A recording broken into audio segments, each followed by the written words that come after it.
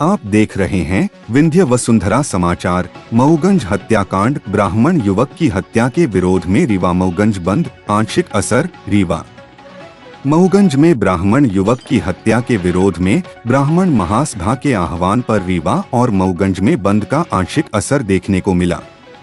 कुछ दुकानें बंद रहीं, जबकि अधिकांश बाजार खुले रहे। महासभा के कार्यकर्ताओं ने रैली निकालकर व्यापारियों से समर्थन की अपील की। प्रशासन की अनुमति न होने के बावजूद प्रदर्शन किया गया, जिसके चलते भारी पुलिस बल तैनात रहा। ब्राह्मण महासभा ने सरकार और प्रशासन पर ब्राह्मणों पर हो रहे अत्याचारों को रोकने में नाकामी का आरोप लगाया।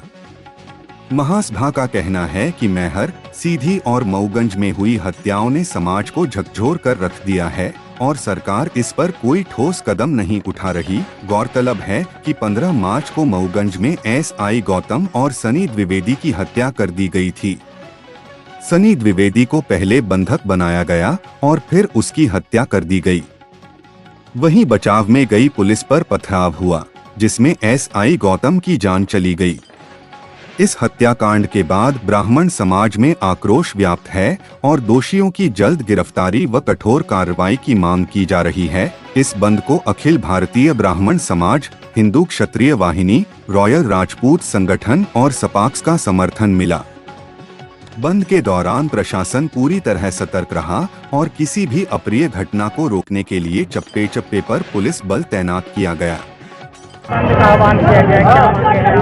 हमारी मांग है, अखिल भारतीय ब्राह्मण समाज मध्य प्रदेश के तत्वावधान में रीवा बंद का आह्वान किया गया है। हमारी यह मांग है कि जो मऊगंज में हुई घटना, 4 दिन पहले जो घटना घटित हुई है, उनके आरोपियों को फांसी की सजा मिले और जो मृतक है सनी दुबे, उसको 1 करोड़ की सहायता राशि दी जाए। और जितनी भी घटनाएं ब्राह्मण समाज पर हो रही हैं, 2 महीने में लगातार घर में घुस घुस करके मारा जा रहा है। अभी सीधी में 1 दिन पहले ही सीधी में देख लीजिए आप, एक आदिवासी ब्राह्मण समाज के एक विकास तिवारी को मारता है, घर में घुस करके मारता है। आप रायपुर करचुलियान की घटना देख लीजिए, अमरपाटन की घटना देख लीजिए, जबलपुर की घटना देख लीजिए।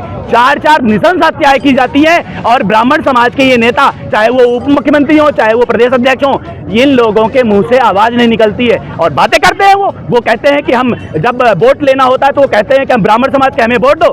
किस बात के लिए वोट दें? काहे के लिए फिर कहते हो कि हम समाज के हैं? आपको मुख्यमंत्री किस लिए बनाया गया? कौन से कोटे से बनाया गया? ब्राह्मण समाज के कोटे से बनाया गया। और अब जब हमारे समाज पर कोई ऐसी उंगली उठती है, किसी पर क्रूर अत्याचार होता है, घटनाएं घटित होती, तो आप चुपचाप बैठ जाते हो और ये कह देते हो कि हमने सांत्वना दे दी।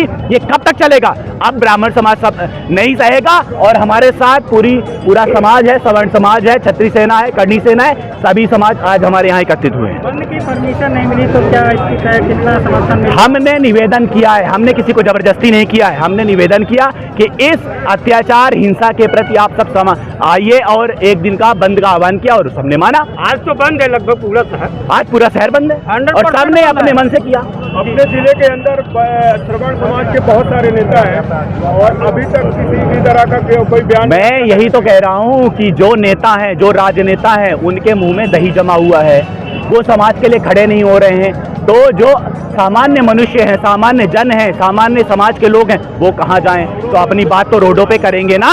बुलडोजर कार्रवाई होगी नहीं होगी? बुलडोजर कार्रवाई नहीं होगी तो आप देखिएगा, मध्य प्रदेश में 2 संविधान थोड़ी ना चलेंगे कि अगर कोई आदिवासी पर कोई कुछ हो जाता है, सवर्ण समाज कर देता है, तो उस पर उसका घर तोड़ दिया जाता है, उसके एनओसी की कार्रवाई हो जाती है। तो क्या 2 संविधान चलेंगे? सवर्ण कुछ करे, छोटी सी गलती करते सवर्ण, तो उस पर बुलडोजर चल जाए और दूसरे अन्य समाज के अगर कुछ करते हैं तो उनको वाहवाही और उनके घर जाया जाए? ऐसा थोड़ी ना चलेगा। ब्राह्मण समाज और सवर्ण समाज अब माफ नहीं करेगा। जो श्रवण समाज के नेता हैं, क्या वोट बैंक की वजह से नहीं बोल पा रहे?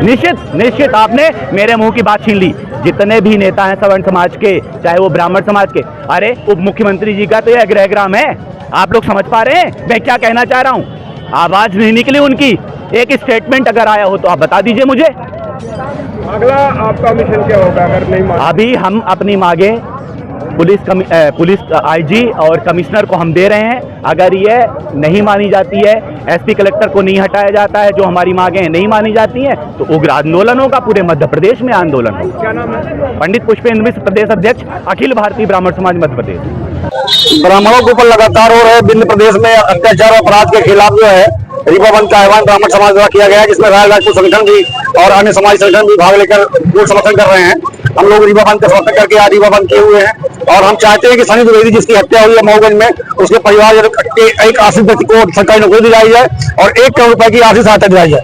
मांगे नहीं पूरी होंगी तो लगातार इस तरह के प्रदर्शन करते रहेंगे। ये बंद कहाँ किया जा रहा है? ये रीवा और मऊगंज में किया जा रहा है।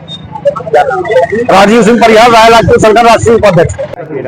हाँ बताइए। सर, आज रीवा बंद का संगठन द्वारा किया गया आह्वान किया गया था, लेकिन आपने भी देखा होगा कुछ ग्रुप थे निकले थे, बाजार में भ्रमण किए हैं। जो लोग स्वेच्छा से बंद किए, नहीं तो बाकी खुला रहा है। और अब ये लोग शहर घूम के विवेकानंद पार्क पे पहुंच चुके हैं और वहाँ पे इनका ज्ञापन देने का कार्यक्रम है।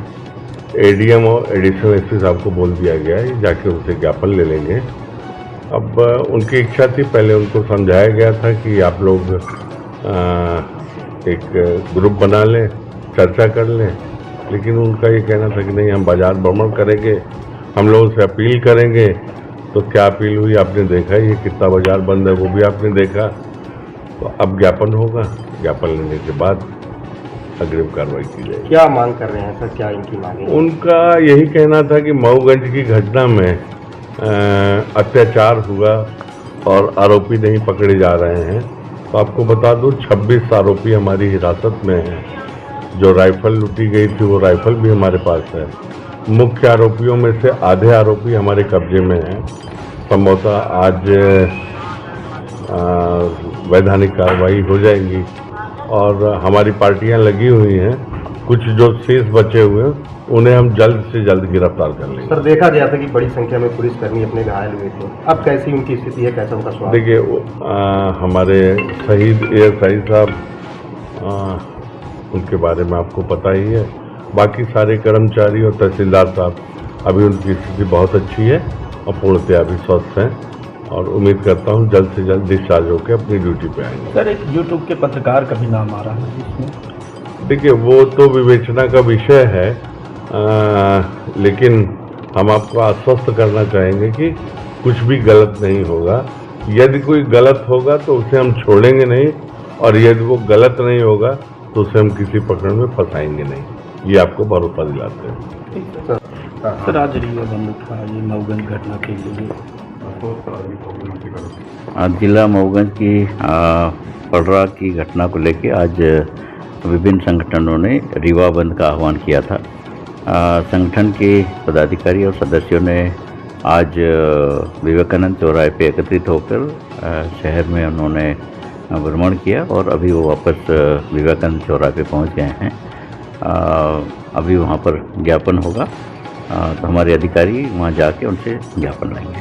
सर, आप लोग भी सतत जो है संपर्क कर रहे हैं विभिन्न संगठनों से जी, क्या अभी संतुष्ट नजर आ रहे हैं? देखिए, उनकी जो डिमांड थी उनके अनुसार समुचित कार्रवाई की जा रही है।